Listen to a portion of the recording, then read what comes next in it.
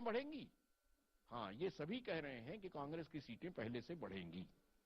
जो कहा जा रहा है मैं उस आधार पर एक विश्लेषण कर रहा हूं, क्योंकि ये ऐसा चुनाव है जिसमें भारी मतदान के बावजूद कोई लहर नहीं है।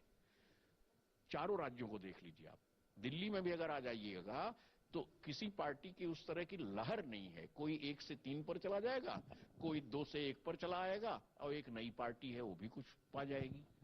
तो ये नई बात है और इसको सभी राजनीतिक दलों को जरा गंभीरता से देखना चाहिए। गंभीरता से देखना चाहिए। मैं सीधे चलता हूं मध्य प्रदेश कांग्रेस के अध्यक्ष कांतिलाल भूरिया जी के पास। 92 सीटें दे रहे हैं, बाकी दो लोग 80-80 सीटें दे रहे हैं। कांतिलाल भूरिया जी, आप एक बार फिर से तीसरी बार हारने जा रहे हैं मध्य प्रदेश में।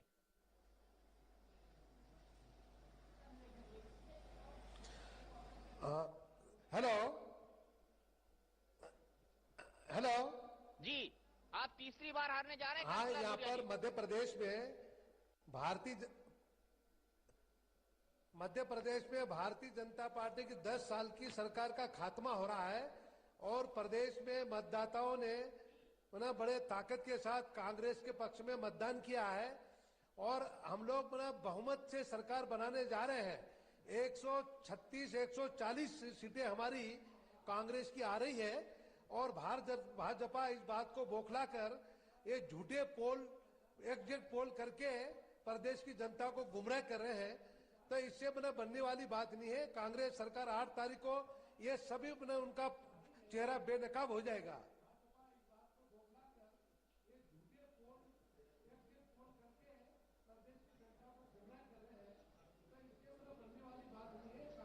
हेलो, अच्छा ये बताइए, शपथ कहां लेंगे फिर 8 तारीख को आपकी सरकार बन रही है तो?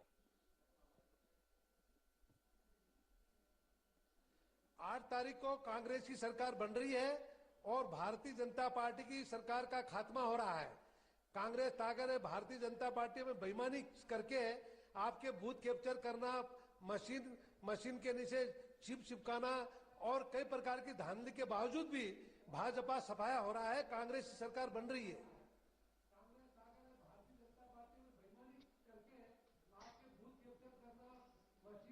मशीन के नीचे चिप चिपकाना और कई प्रकार की धांधली के बावजूद भी भाजपा सफाया हो रहा है। कांग्रेस की सरकार बन रही है।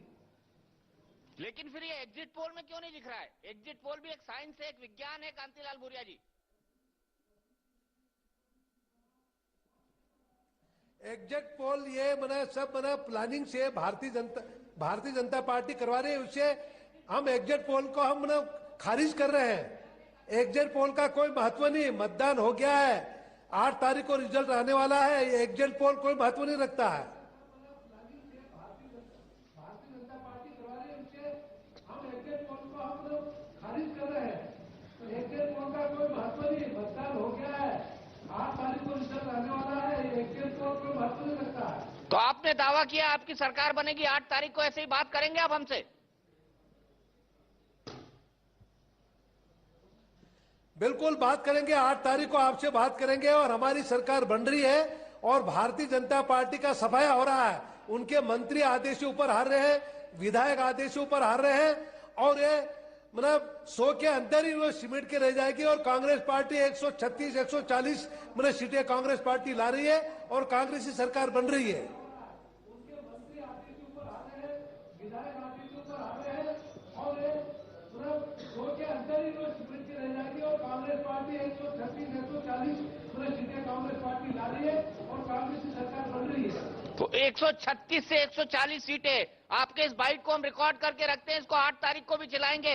बहुत बहुत शुक्रिया कांतिलाल भूरिया जी हमसे जुड़ने के लिए। अब हम आपको सीधे लिए चलते हैं मध्य प्रदेश भारतीय जनता पार्टी के अध्यक्ष नरेंद्र सिंह तोमर के पास। उनसे बातचीत की हमारे चैनल ने, उनका क्या दावा है जीत के बारे में वो दिखाते हैं आपको।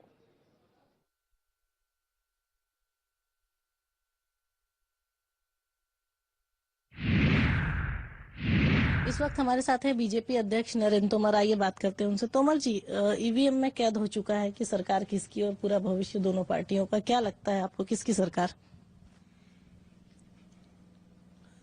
चुनाव के नतीजे 8 दिसंबर को आने वाले हैं, उनका इंतजार सबको करना चाहिए। लेकिन भारतीय जनता पार्टी इस बार विधानसभा चुनाव में पूरे आत्मविश्वास के साथ मैदान में थी। भारतीय जनता पार्टी के पक्ष में वातावरण था। भारतीय जनता पार्टी के कार्यकर्ताओं ने घनघोर परिश्रम किया। जनता का अभूतपूर्व समर्थन साफ दिखाई दे रहा था। हमारे मुख्यमंत्री शिवराज सिंह चौहान जी की लोकप्रियता चरम पर थी। उसके आधार पर विश्वास पूर्वक यह कहा जा सकता है कि तीसरी बार भारतीय जनता पार्टी की सरकार अच्छे बहुमत के साथ बनेगी। इसमें किसी प्रकार का कोई संदेह किसी को नहीं होना चाहिए। अच्छा बहुमत मतलब कितनी सीटें माने हम? अच्छे बहुमत से मतलब सरकार चलाने के लिए जितने पर्याप्त बहुमत की आवश्यकता होती है वैसा बहुमत शिवराज सिंह चौहान को प्राप्त होगा। दोनों ही पार्टियां जीत का दावा कर रही हैं, दोनों ही बोल रहे हैं हम सरकार बनाएंगे। आपके इस दावे का आधार क्या है? देखिए, दरअसल मैंने भी अखबारों में पढ़ा कि कांग्रेस दावा कर रही है कि वो सरकार बनाएंगे। हम लोग चुनाव में भी उनसे पूछते रहे कि आखिर उनको कोई वोट क्यों दे। उसका कोई जवाब कांग्रेस के पास नहीं था। आज भी वो कह रहे हैं तो इसका कोई आधार कांग्रेस के पास नहीं है। हाँ, यह सच है कि लोकतंत्र में अभिव्यक्ति की स्वतंत्रता, विचार करने की स्वतंत्रता सबको है। तो 8 तारीख तक वो देवा स्वप्न देख सकते हैं, तो उन्हें देखना चाहिए। ये आपने जो है लगभग 40 to 43 सीट्स बदली थी, उनके टिकट्स बदले थे, नेट लोगों को टिकट दिए थे। उसके बाद भी कुछ मंत्रियों ने आके भीतर घात की शिकायत करी है। अब भी ऐसी कोई शिकायतें नहीं आई हैं, व्यक्तिगत बातचीत हुई है, लेकिन इस प्रकार की कोई भी शिकायत प्रदेश कार्यालय में आएगी तो इस प्रकार की शिकायतें अनुशासन समिति को भेजी जाएंगी। अनुशासन समिति की अपनी एक निर्धारित प्रक्रिया है, वो प्रक्रिया करेंगे, जवाब मांगेंगे, जांच करेंगे और उसके बाद पार्टी निर्णय करेगी। मुझे इस पर 2-3 बातें रही। ये कहा जा रहा है कि ग्वालियर चंबल में जो है बीजेपी का दबदबा कम रहा। क्या सिंधिया का जादू चला है, या चूंकि सीमावर्ती जिले हैं, उत्तर प्रदेश से सटे हुए हैं, राजस्थान से सटे हैं, तो सपा और बसपा का उनका जादू चल के बढ़ा? देखिए, ये तो स्वाभाविक है। रीवा हो, बुंदेलखंड हो, ग्वालियर चंबल हो, यहाँ कुछ उत्तर प्रदेश से लगा हुआ क्षेत्र होने के कारण अन्य पार्टियों का भी असर रहता है, लेकिन सिंधियाज का कोई असर बहुत वहाँ है ऐसा देखने को नहीं मिला। और सिंधिया आज नहीं है, इससे पहले भी सिंधिया वहाँ थे। कोई सिंधिया का होना या उपस्थिति यह उस क्षेत्र के लिए नई बात नहीं है। कांग्रेस ने उनको चुनाव प्रचार की कमान दी थी, इसलिए इस बार नई बात थी कि ज्योतिरादित्य सिंधिया मैदान में है। हाँ, उनको कागजों में तो कमान दिखी थी, लेकिन कमान कई लोगों के हाथ में थी और कई लोग अपने अपने क्षेत्र की कप्तानी कर रहे थे। सिंधियाज भी अपने क्षेत्र में कप्तानी कर रहे थे और ठीक है, वो उनको अपने पार्टी के लिए काम करने का हक है, करना चाहिए। फिर भी बीजेपी को कमजोर क्यों माना जा रहा है ग्वालियर चंबल इलाके में? फिर ये तो 8 दिसंबर को परिणाम आने दीजिए। ग्वालियर चंबल में बीजेपी कमजोर नहीं होगी और अच्छे परिणाम भाजपा के पक्ष में आएंगे। आपको भरोसा है आप सरकार बना रहे हैं? हाँ, मैं तो यह विश्वास पूर्वक कह सकता हूँ कि भारतीय जनता पार्टी जनता के आशीर्वाद से शिवराज सिंह जी के नेतृत्व में तीसरी बार अच्छे बहुमत को लेकर सरकार बनाने में सफल होगी। तो शीतल, क्या कहते हैं हमारे पत्रकारों का पैनल मध्य प्रदेश के बारे में? बिल्कुल, दोनों पार्टियां अपने अपने दावे कर रही हैं और अवधेश जी से पूछना चाहूंगी। अवधेश जी, कांग्रेस कहती है कि 136 से 140 सीट और बीजेपी का ये कहना है कि 8 तारीख तक का उनका ये सपना है, उसके बाद साकार नहीं। देखिए, मध्य प्रदेश का सामूहिक जन मनोविज्ञान, पीपुल साइकोलॉजी और सेफोलॉजी, चुनाव शास्त्र, दोनों इस बात को सत्यापित नहीं करता है।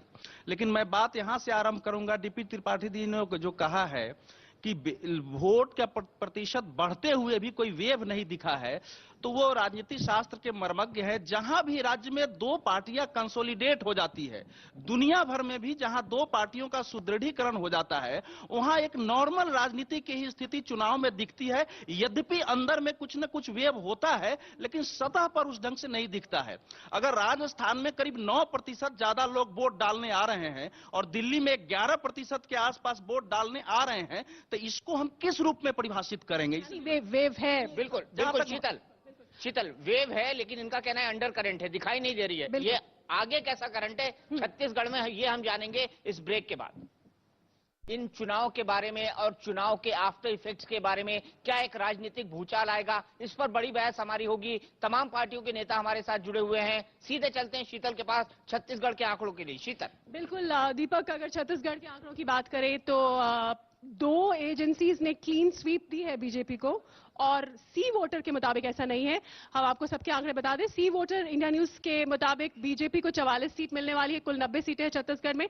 कांग्रेस 41 सीटें लेगी और अन्य 5 लेंगे। ओआरजी के मुताबिक 53 है, यानी बीजेपी को मेजॉरिटी है। 33 कांग्रेस को जा रही है और 4 अन्य को जा रही है। बीजेपी को एक बार फिर मेजॉरिटी दी है सीएसडीएस ने 50 सीटों के साथ। कांग्रेस ने 36 दिए हैं और अदर्स ने 4 दिए। यानी 2 एग्जिट पोल कहते हैं कि बीजेपी की ही सरकार बनेगी फुल मेजॉरिटी के साथ, और सी वोटर का मानना है कि ऐसा नहीं है। और शीतल, आपका विश्लेषण क्या कहता है? जल्दी से बताइए मुझे, रमन सिंह या कांग्रेस? मुझे लगता है रमन सिंह। आपको लगता है? मनोज, आपको लगता है? ये आपकी तरफ नहीं है, ये इंडिया न्यूज की तरफ है। नहीं, मुझे लगता है कि बिल्कुल परिणाम जैसा रुझान दिखा रहा है एग्जिट पोल के, कि बीजेपी बड़े दल के रूप में वहां जरूर उभरेगी।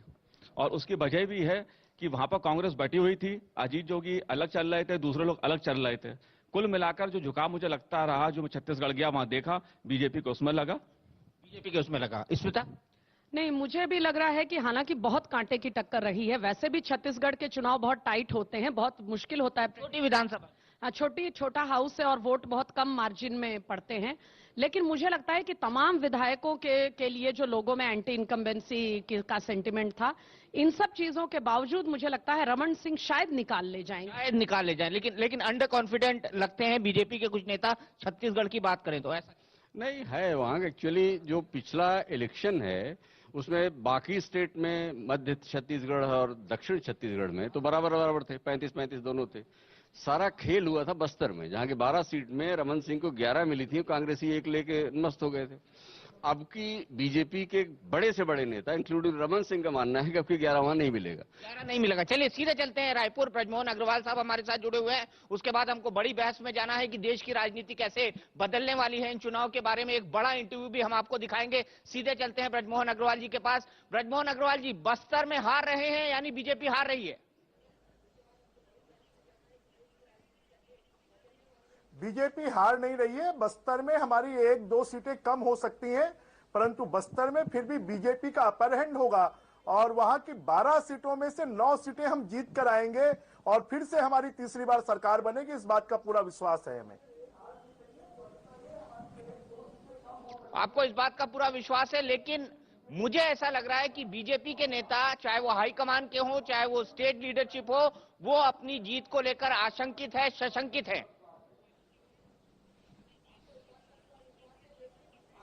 मैं सभी स्टेट लीडर्स को भी और नेशनल लीडर्स को भी इस आशंका को दूर कर विश्वास दिलाना चाहता हूं कि हम प्लेन एरिया में, जैसे महासमुंद में, धमतरी में, रायगढ़ में हम सीटें गेन कर रहे हैं और इसलिए बस्तर की जो 1-2 सीटें कम होंगी उनकी पूर्ति हम कर लेंगे और हम कंफर्टेबल मेजॉरिटी के साथ में छत्तीसगढ़ में फिर से सरकार बनाएंगे। ब्रजमोहन अग्रवाल जी, कांग्रेस का क्या है दावा? सुन लीजिए अजीत जोगी जी क्या कहते हैं। उन्होंने मेरे साथ इस इंटरव्यू में क्या कहा, उसके बाद में फिर आपके एक रिएक्शन के लिए आऊंगा। 5 राज्यों के विधानसभा चुनाव सिर्फ विधानसभा चुनाव ही नहीं है, बल्कि इनका असर राष्ट्रीय राजनीति पर भी पड़ेगा। 10 बड़े नेता इसके बारे में क्या सोचते हैं, इसी कड़ी में हमारे साथ बात करने के लिए हैं छत्तीसगढ़ के पूर्व मुख्यमंत्री और साथ ही साथ कांग्रेस वर्किंग कमेटी के मेंबर अजीत जोगी साहब। जोगी साहब, राष्ट्रीय राजनीति में इन चुनावों का क्या असर पड़ेगा? अवश्य में असर तो पड़ेगा।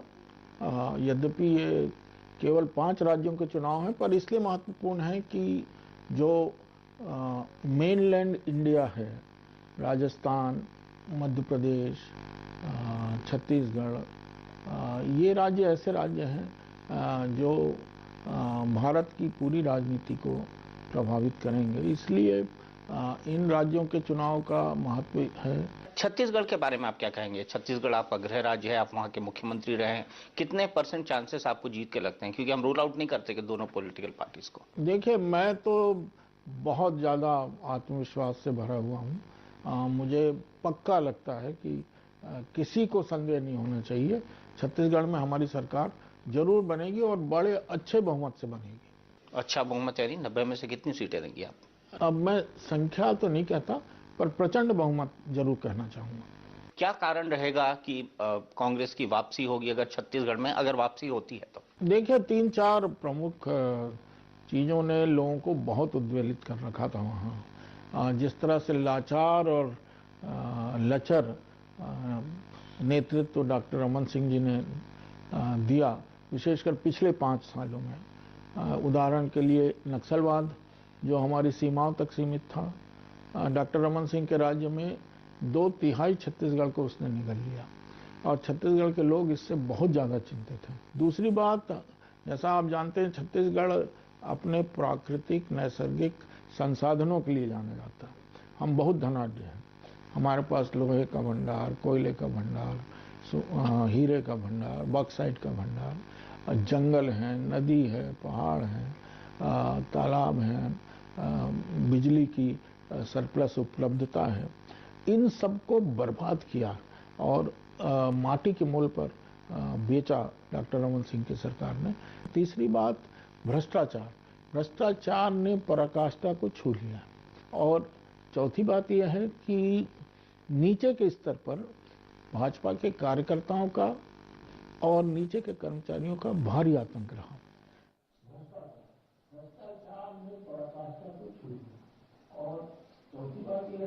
तो अजीत जोगी को आपने सुना, लेकिन सबसे बड़ा सवाल ब्रजमोहन अग्रवाल जी, आपने ताबड़तोड़ रैलियां कराई नरेंद्र मोदी की। क्या नरेंद्र मोदी की लहर थी छत्तीसगढ़ में जो आपको इतनी रैलियां करानी पड़ी उनकी?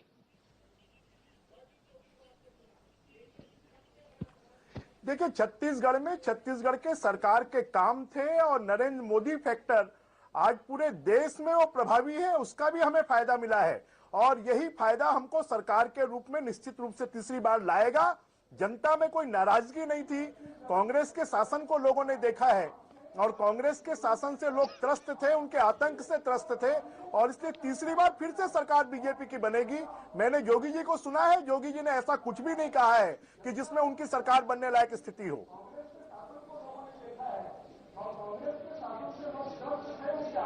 चलिए, आपको लगता है ऐसा कुछ नहीं कहा, आप हमारे साथ जुड़े, बहुत बहुत शुक्रिया अली अनवर साहब। मैं आपके साथ आ रहा हूं सुधांशु जी, लेकिन मुझे अली अनवर जी को यहां पर लाना पड़ेगा। उसके बाद शीतल हमारे जर्नलिस्ट फ्रेंड्स के पास जाएंगी, क्योंकि ये भी एक बहुत बड़ा फैक्टर है और फैक्टर है नरेंद्र मोदी का। क्या नरेंद्र मोदी की लहर चल रही है? देखिए, मैं त्रिपाठी साहब की बात से एग्री करता हूं। अगर लहर होती तो 2/3 बहुमत की बात तो आप लोग भी, एग्जिट पोल भी नहीं दिखा रहा है, तो इसलिए लहर वगैरह की बात नहीं है। बात यह है कि जो 5 राज्यों के चुनाव हो रहे हैं उसमें से 4 राज्य ऐसे हैं जहां बीजेपी और कांग्रेस 2 ही पार्टियां हैं मुख्य रूप से, और एक अपवाद हुआ है दिल्ली, जहां की कुछ तीसरी ताकतें भी उभर रही हैं। आप लोग भी दिखा रहे हैं। अब देखिए, एग्जिट पोल तो एग्जैक्ट तो एग्जिट पोल नहीं होते। तो ये बड़ी चीज है और शुभ बात है। इन 2 पार्टियों की मोनोपोली, कई बार जनता को अगर विकल्प नहीं मिलता है तो लाचारी में आलोचना करते, गाली देते भी दूसरी पार्टी को दे देते हैं। तो ऐसी स्थिति दिल्ली से उभर रही है, ये अच्छा संकेत है देश की राजनीति के लिए।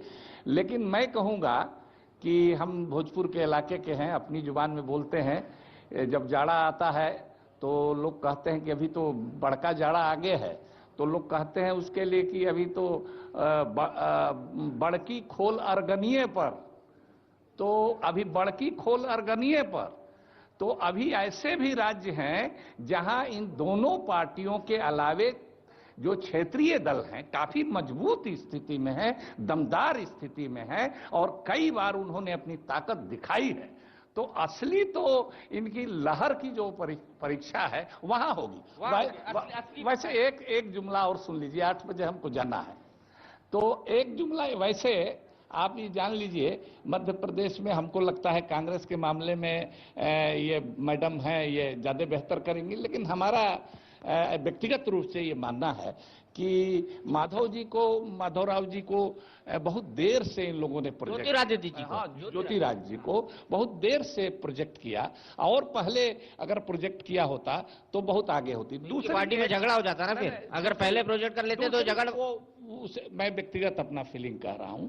और दूसरी बात जो मैं कह रहा हूं कि जो मध्य प्रदेश में अगर चौहान साहब जीतते हैं, सरकार बनाते हैं तीसरी बार, तो इससे सबसे ज्यादा परेशान नरेंद्र मोदी जी होंगे। नरेंद्र मोदी हो जाएंगे, ये अच्छी बात करी। देखिए नरेंद्र मोदी परेशान हो गए शिवराज सिंह चौहान के जीतते ही। दो चीजों पे बात करना चाहता हूं। पहली तो बात यह है कि छत्तीसगढ़ के परिप्रेक्ष्य में आप समझ लीजिए, वहां पे जो सारा मुद्दा था वो था चावल बाबा बनाम जोगी दादा। नाम सुन के ही कपकपी आ जाती थी, खौफ आ जाता था, क्योंकि जिन्होंने भी उनका कार्यकाल देखा है उनको याद होगा कि किस दहशतगर्दी से वहां पे राज करा गया था। मुझे अभी तक ध्यान है एनसीपी ने एक रैली करी और रैली फेल हो जाए उसके लिए क्या दमनकारी ताकतें वहां चालू हुई थी, उसकी कल्पना कर। उनके जो ट्रेजरर थे उसकी हत्या कर दी गई। दिलीप सिंह जूदेव जी के लिए मैं उस जमाने में वहां पे थोड़ा सा काम कर रहा था, तो घर किराए लेने के लिए गए हम। तो जानते हैं रायपुर में किराए पे घर नहीं मिला दिलीप सिंह जूदेव जी के लिए, क्योंकि खौफ तारे कर दिया तो जोगी मार देंगे। सीटी भी बना ली थी, वो तो बाद में हुआ था।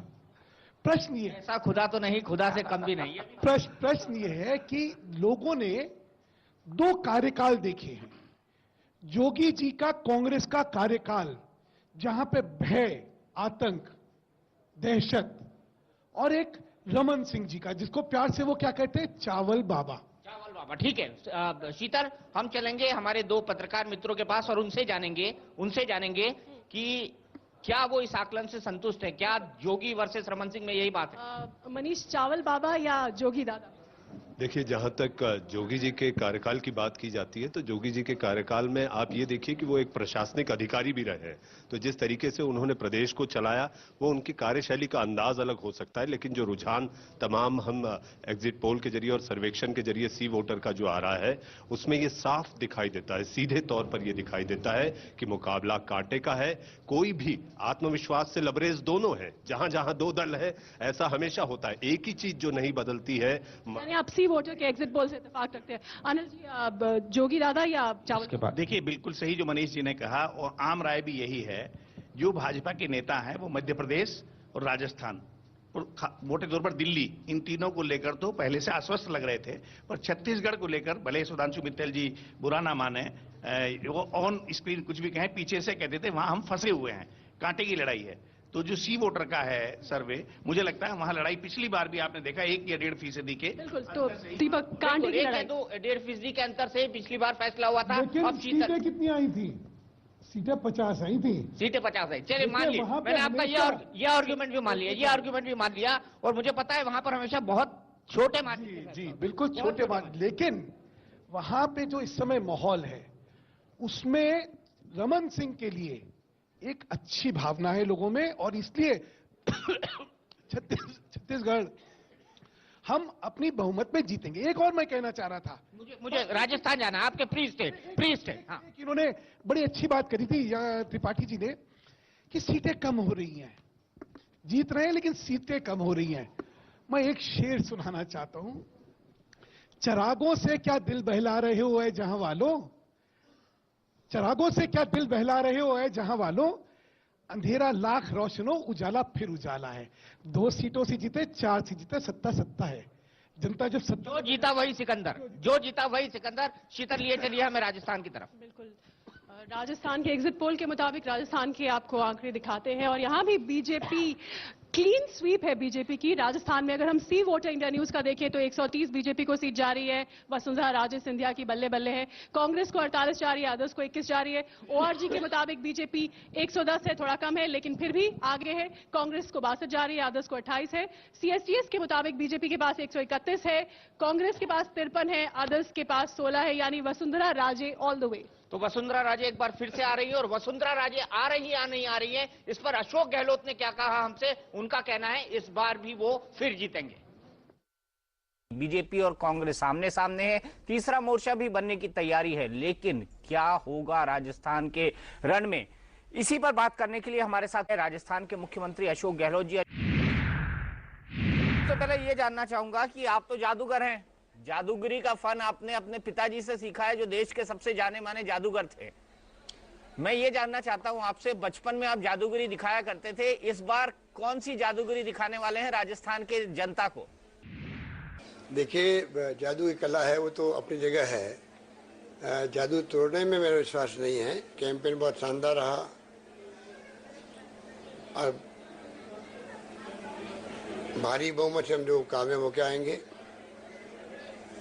अंडर करंट चल रहा है राजस्थान में, सारे सटोरे और सट्टे और जितनी जो ये शर्रे आए हैं, इन सबको बता देंगे किस प्रकार से मैनेज होते हैं, ये आपको बताएंगे हम आपको।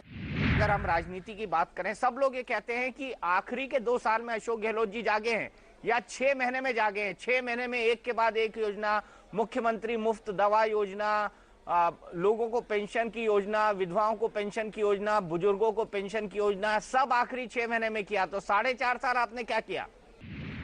ये बिल्कुल गलत कह रहे हैं। इनको मैंने करारा जवाब दिया है कि 7,222 मेगावाट पावर का एडिशन हुआ है, 6 महीने में हो सकता है क्या? हमने उन्होंने 9 लाख कनेक्शन दिए डोमेस्टिक, हमने दिए 24 लाख कनेक्शन दिए। उन्होंने 1,40,000 कुओं कनेक्शन दिए, हमने 3 लाख कनेक्शन दिए। ये तमाम काम जो है कुछ 6 महीने में नहीं हो सकते हैं। पानी के, बिजली के, शिक्षा संस्थाओं में IIT आ गया, IIM आ गया, IIIT आ रही है, सेंट्रल यूनिवर्सिटी खुल गई, 6 महीने में हो सकता है क्या? तो तमाम उनको जो सवाल उठा रहे थे, उनकी पोल खुल चुकी राजस्थान के अंदर।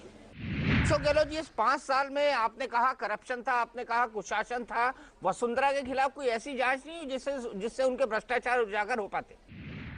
देखिए, हमने एक प्रयास किया था मातृ कमीशन बना करके, तो हमने गलती ये करी, हमने कमीशन इंक्वायरी एक्ट के अंतर्गत नहीं बनाया, ये सोच करके कि जो पंजाब के अंदर, तमिलनाडु के अंदर जिस प्रकार से हालात होते हैं, तो अनावश्यक रूप से जनता को संदेश नहीं जाए, हम बदले की भावना से कार्रवाई कर रहे हैं। हमने कहा कि मातृ कमीशन ही बताएगा कि वास्तव में उनके शासन में कहाँ कमी रही है, कहाँ करप्शन हुआ है। वो गलती हमारी सरकार भी नहीं करेगी, आने वाली सरकार नहीं करेगी। इसलिए प्रशासनिक आदेश से कमीशन बना दिया। हमने कहा कि मातृ कमीशन बताएगा वास्तव में उनके शासन में कहाँ कमी रही है, कहाँ करप्शन हुआ है। वो गलती हमारी सरकार भी नहीं करेगी, आने वाली सरकार नहीं करेगी। इसलिए प्रशासनिक आदेश से कमीशन बना दिया।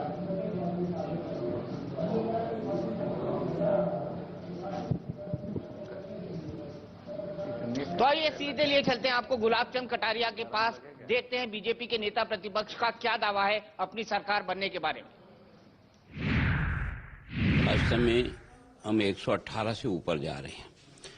जो हमारा कैलकुलेशन था, एग्जिट पोल तो 130 तक भी जा रहा है, उससे आगे भी जा रहा है, उतना तो हम नहीं मानते, लेकिन 118 से लेकर के 122-23 तक सीटें आ सकती है। ये वास्तविकता है और सारी जानकारी करने के बाद है।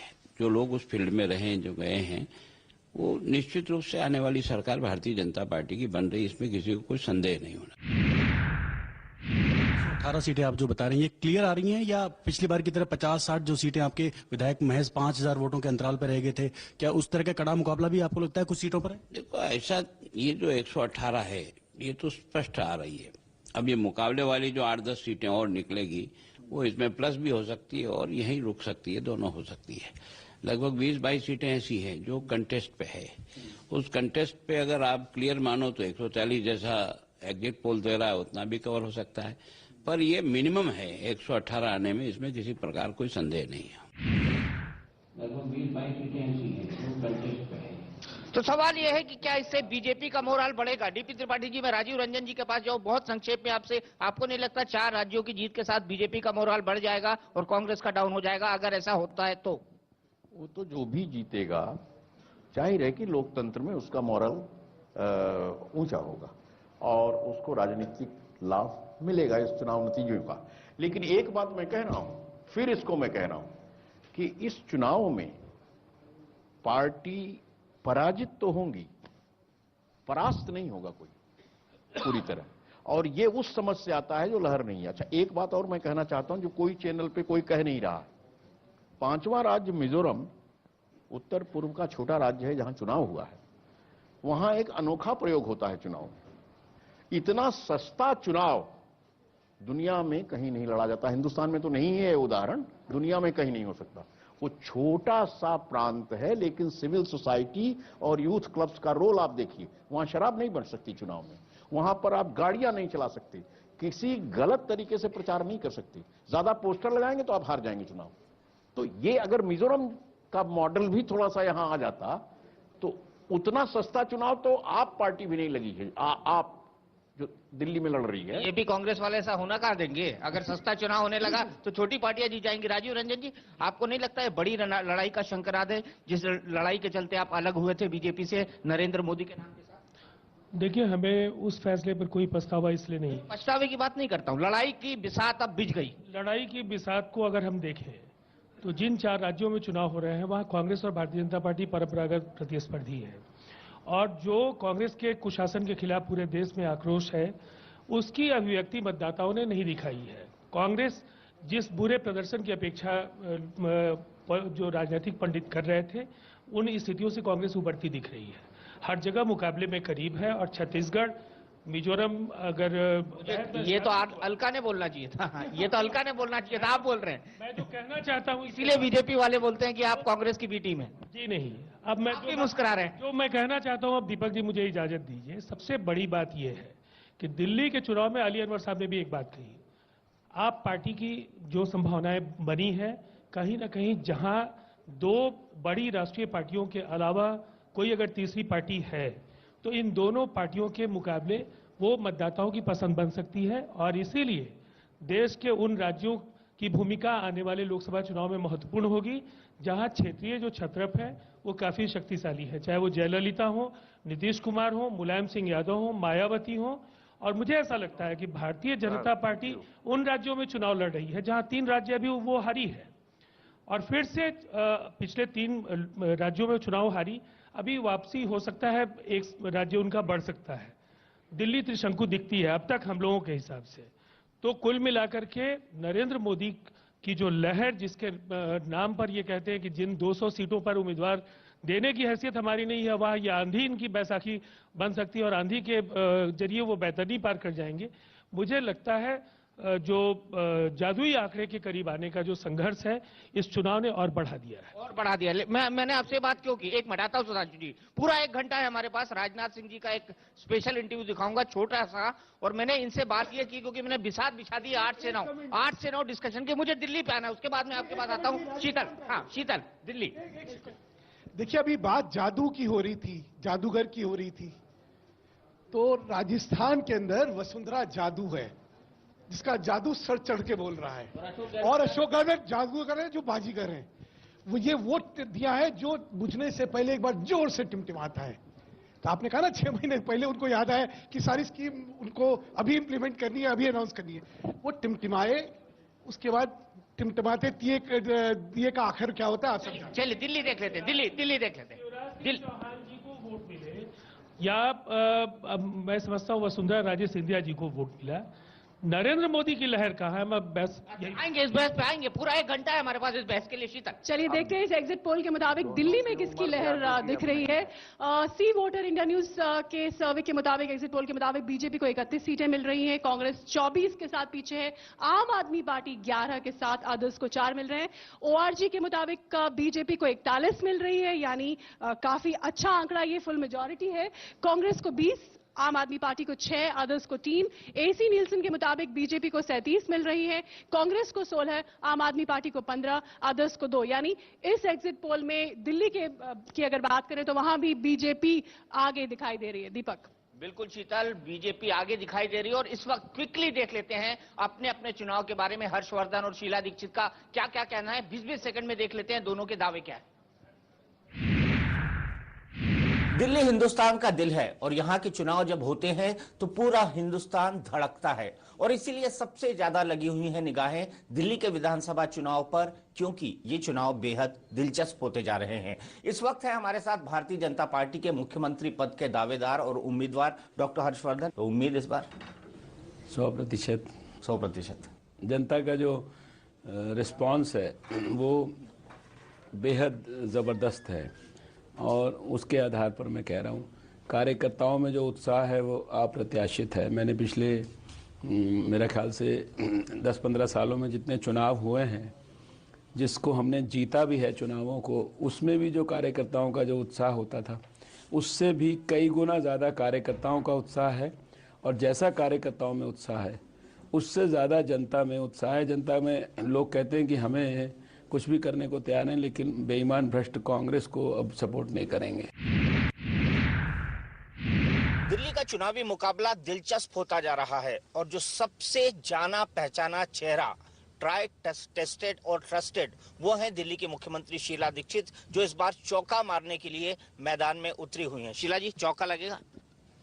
हाँ, हमें उम्मीद है, कॉन्फिडेंस है कि लगेगा, क्योंकि कोई कारण नहीं लगता कि कांग्रेस को क्यों ना चौथी बार दिल्ली के लोग लाएं।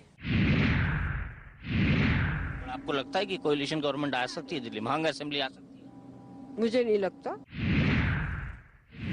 आपका मुकाबला सीधे किससे है इन दिल्ली इलेक्शंस में? एक आम आदमी पार्टी है, एक भारतीय जनता पार्टी है और एक कांग्रेस है। बीजेपी से। और आम आदमी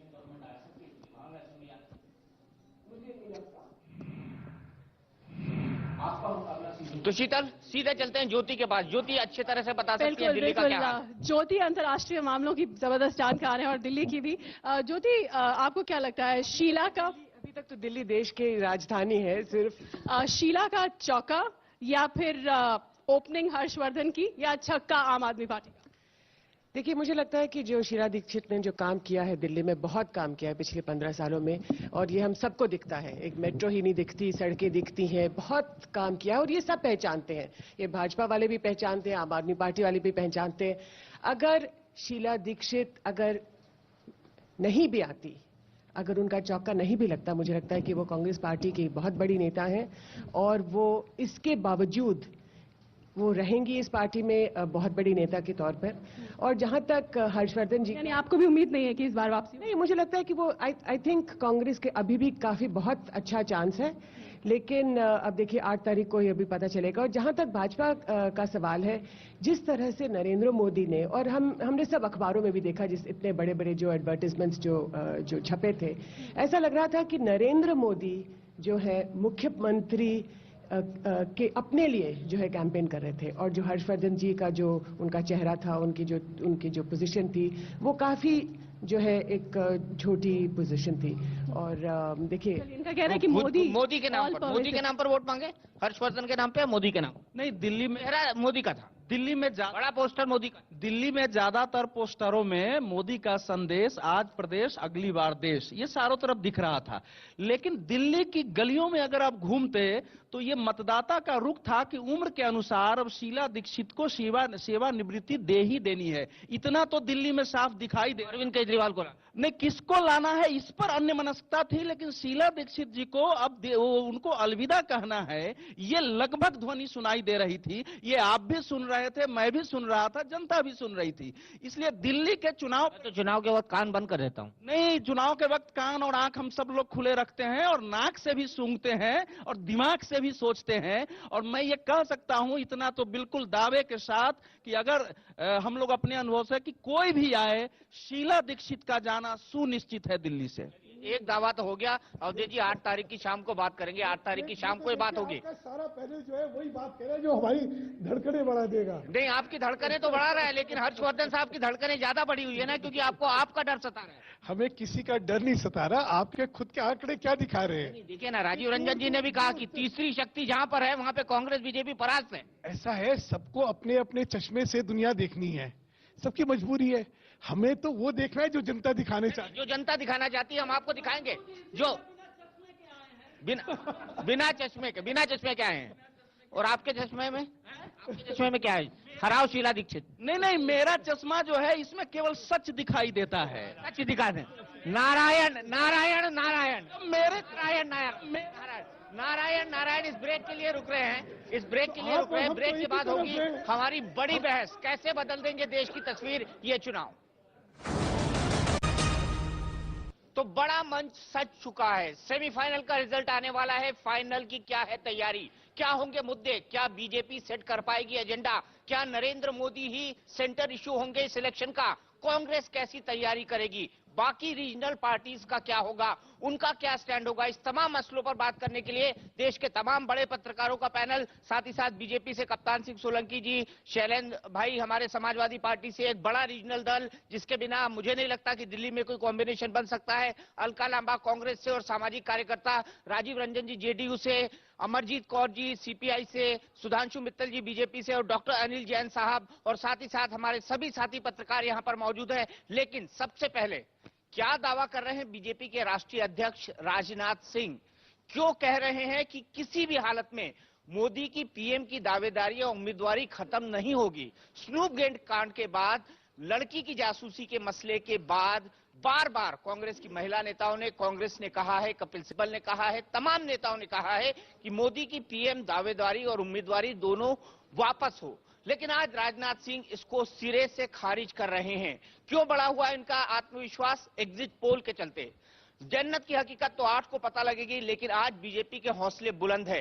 कैसी इबारत लिखी जाएगी नए राजनीति की चुनाव के फाइनल से पहले, उसी पर हमारी बड़ी बहस होगी। लेकिन सबसे पहले देख लेते हैं राजनाथ सिंह ने क्या कुछ कहा है। 5 राज्यों में वोटिंग खत्म हो चुकी है और एग्जिट पोल बता रहे हैं 4-0 से भारतीय जनता पार्टी 4 हिंदी भाषी राज्यों में आगे है, जो बड़े प्रदेश हैं। इस वक्त हमारे साथ मौजूद हैं बीजेपी के राष्ट्रीय अध्यक्ष श्री राजनाथ सिंह जी। राजनाथ सिंह जी, आपका इंडिया न्यूज पे बहुत बहुत स्वागत है। सबसे पहला सवाल, क्या चौका मारेगी बीजेपी? निश्चित रूप से भारतीय जनता पार्टी इस बार के विधानसभा चुनाव में जो 5 राज्यों के चुनाव हो रहे हैं उनमें 4 राज्यों में विजय हासिल करेगी। मध्य प्रदेश और छत्तीसगढ़ में हम जीत की हैट्रिक बनाएंगे और राजस्थान और दिल्ली में हमारी सरकार बनेगी, क्योंकि एग्जिट पोल के जो नतीजे आए हैं उनसे ये पूरी तरह से स्पष्ट हो चुका है कि इन 4 राज्यों में भारतीय जनता पार्टी कांग्रेस से अथवा अन्य राजनीतिक दलों से काफी आगे है।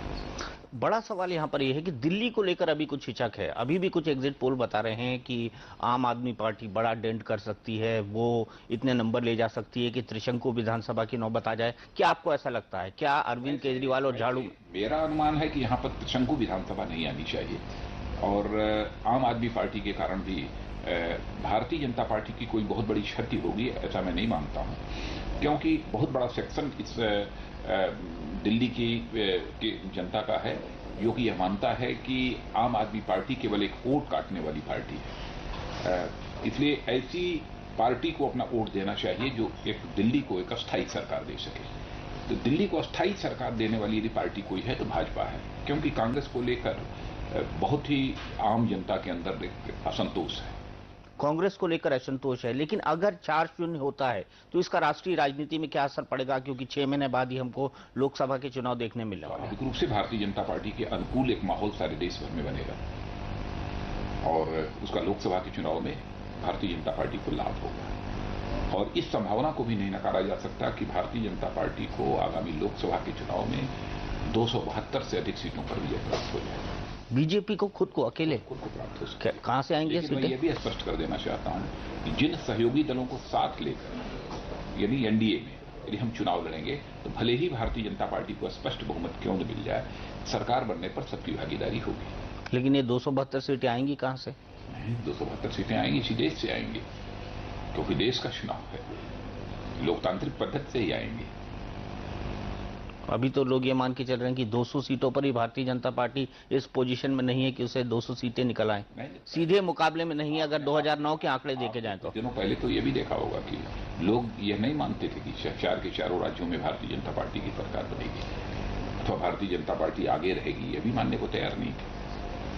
क्या ये विधानसभा चुनाव नरेंद्र मोदी, बीजेपी के साथ साथ नरेंद्र मोदी के भी लिटमस टेस्ट थे, क्योंकि मोदी जी को प्रधानमंत्री का उम्मीदवार घोषित कर दिया? लिटमस टेस्ट नहीं मानता हूं कि सचमुच लोकसभा चुनाव के लिए हम लोगों ने नरेंद्र मोदी को प्राइम मिनिस्टर कैंडिडेट के रूप में प्रोजेक्ट किया है, तो उस समय उनके नेतृत्व में चुनाव होगा, मैं उनके प्रधानमंत्री पद का उम्मीदवार मानकर। हाँ, लेकिन यह सच है कि विधानसभा चुनाव में भी नरेंद्र मोदी की लोकप्रियता का लाभ निश्चित रूप से मिल रहा है। आपने कहा लाभ मिला, अगर खुदा न खास्ता कहीं हार जाते हैं तो उसका नुकसान भी नरेंद्र मोदी को उठाना पड़ेगा। मैं ऐसा नहीं मानता कि इस चुनाव में हम हारेंगे, क्योंकि एग्जिट पोल के सारे नतीजे ये बतला रहे हैं कि भारतीय जनता पार्टी चारों राज्यों में अपनी सरकार बना रही है, इसलिए मानने का तो कोई प्रश्न ही नहीं खड़ा होता। क्या आपको लगता है कि एनडीए के साथ नए अलायंस भी जुड़ सकते हैं, और अगर हाँ तो आपकी किन किन से बातचीत चल रही है? मैं देखिए, किसी भी पॉलिटिकल पार्टी के स्ट्रेटेजी का यह पार्ट होता है, रणनीति का यह हिस्सा होता है, इसलिए इसका खुलासा नहीं किया जाता कि हमारी किसके साथ बात चल रही है, किसके साथ हमारा अलायंस होगा। तो कौन सी लाइक माइंडेड पार्टी है? एआईएडीएमके से फिर बातचीत हो रही है, बीजेडी से फिर बातचीत हो रही है, चंद्रबाबू नायडू से बातचीत हो रही है। मैं किसी भी राजनीतिक पार्टी का इस समय नाम नहीं लेना चाहता हूं, जब तक कि पूरी तरह से यह मामला क्लिंच न हो जाए, जब तक कि इसकी फॉर्मल घोषणा न हो जाए। लेकिन हाँ, इतनी बात सच है कि कई राजनीतिक दलों से बातचीत चल रही है, स्वयं भी अपनी तरफ से पहल कर लोग बातचीत कर रहे हैं। लेकिन जब इस संबंध में अंतिम निर्णय हो जाएगा तो दीपक जी को भी